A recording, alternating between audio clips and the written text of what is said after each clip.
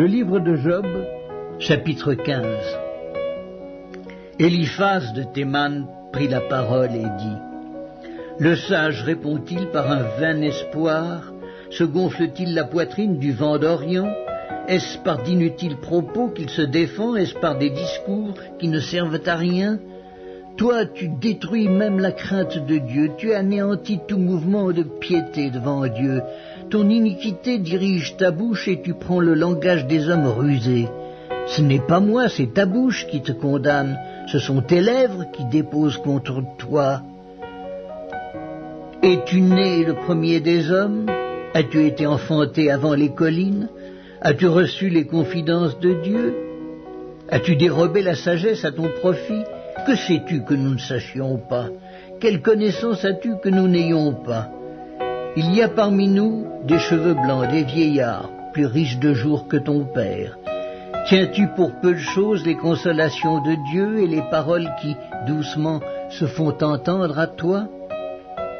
Où ton cœur t'entraîne-t-il, et que signifie ce roulement de tes yeux?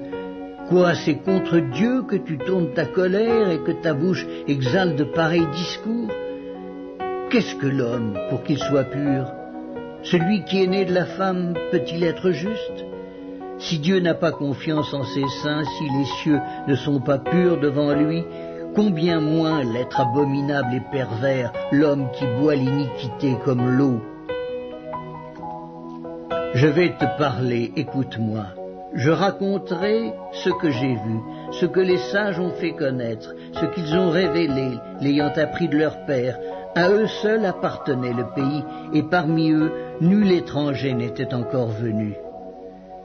Le méchant passe dans l'angoisse tous les jours de sa vie, toutes les années qui sont le partage de l'impie. La voix de la terreur retentit à ses oreilles. Au sein de la paix, le dévastateur va fondre sur lui.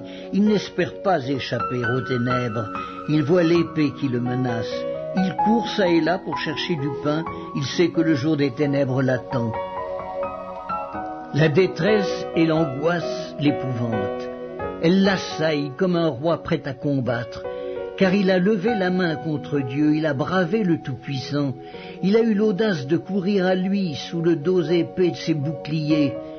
Il avait le visage couvert de graisse, les flancs chargés d'embonpoint, et il habite des villes détruites, des maisons abandonnées, sur le point de tomber en ruine.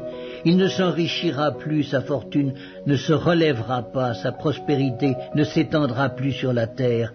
Il ne pourra se dérober aux ténèbres, la flamme consumera ses rejetons, et Dieu le fera périr par le souffle de sa bouche. S'il a confiance dans le mal, il se trompe, car le mal sera sa récompense. Elle arrivera avant le terme de ses jours, et son rameau ne verdira plus. Il sera comme une vigne dépouillée de ses fruits encore verts, comme un olivier dont on a fait tomber les fleurs. La maison de l'impie deviendra stérile, et le feu dévorera la tente de l'homme corrompu. Il conçoit le mal, et il enfante le mal. Il mûrit dans son sein des fruits qui le trompent.